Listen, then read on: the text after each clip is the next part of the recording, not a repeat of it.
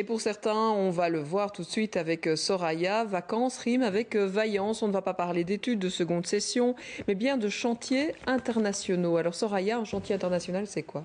C'est un regroupement de jeunes qui viennent du monde entier et qui sont susceptibles de se retrouver n'importe où sur la planète, puisque ces chantiers sont organisés partout. Et ça, c'est bien commode. Alors, qu'est-ce qu'ils vont faire? Eh bien, ils vont se mettre au service d'un projet en général à caractère, à vocation sociale, culturelle ou environnementale. Ça reste encore très sympa. Des exemples concrets?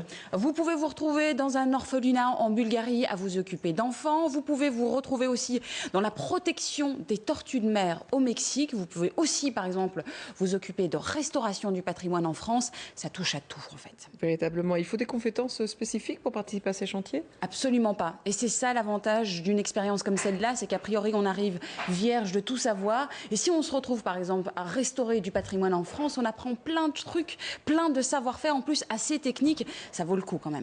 Comment ça se passe? Alors c'est un véritable échange, un chantier international. Vous arrivez, vous travaillez une trentaine d'heures par semaine. Attention, pas plus, c'est pas de l'exploitation. Vous remplacez en aucun cas un personnel salarié. Donc vous travaillez et puis en échange, vous êtes nourri, logé. C'est pas non plus un hôtel 5 étoiles. Faut faire son lit et préparer son petit déj pour, et puis avec tout le monde. C'est la vie en communauté. La vie en communauté, mais qui a un coût. Qu'est-ce qu'il faut payer?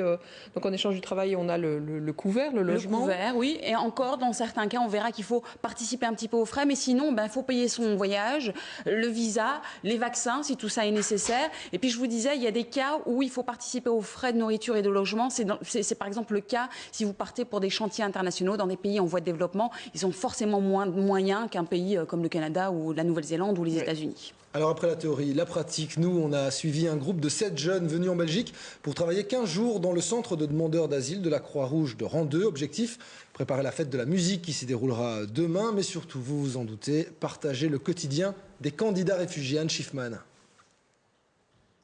어서 오세요. Марша Дорила. Добро пожаловать. 요코소. Et voilà comment on dit bienvenue en Corée, en Russie, en Tchétchénie ou encore au Japon. Yosun, Aya et les autres jeunes du chantier international, avec les résidents du centre pour demandeurs d'asile, réalisent la banderole de bienvenue pour la fête de la musique. C'est que demain, les habitants du village de Randeux et des environs sont invités au concert donné à l'intérieur du centre. Les résidents vivent ici souvent depuis des mois en attente d'un statut de réfugié. Les jeunes du chantier, eux, sont là pour 2 semaines pour vivre une expérience citoyenne, une aventure humaine, à la découverte d'autres réalités, d'autres cultures.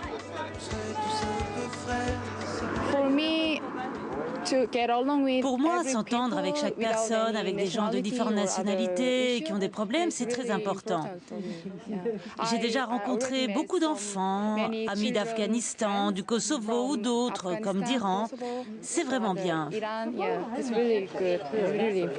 Habituellement, en Corée, c'est très difficile de savoir comment vivent les réfugiés, comme les Kosovars ou d'autres personnes. C'est vraiment une chouette expérience.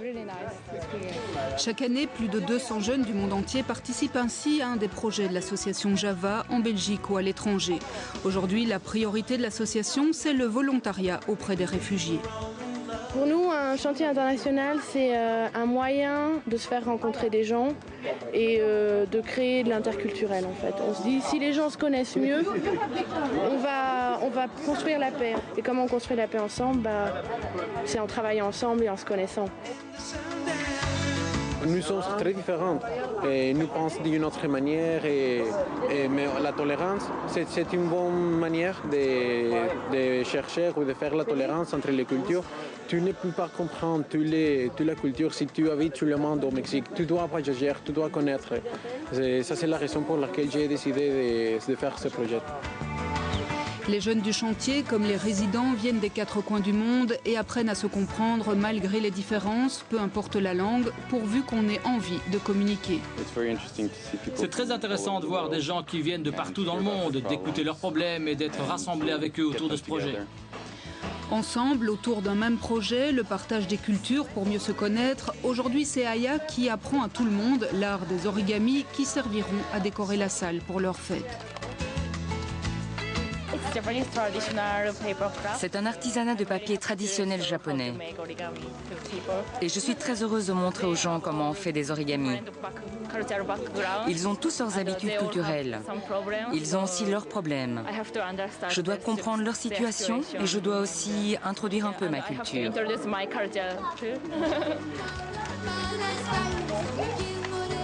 Maintenant, j'ai pu comprendre comment est-ce qu'il vit, comment est-ce qu'il habite, et les choses qu'il fait, les choses qu'il mange. Et oui, je crois qu'il va changer la manière que je vois toutes les choses. Dans quelques jours, Aya, Jorge et les autres retourneront chacun dans leur pays respectif, une expérience courte mais intense, après laquelle ils ne seront plus tout à fait les mêmes qu'avant.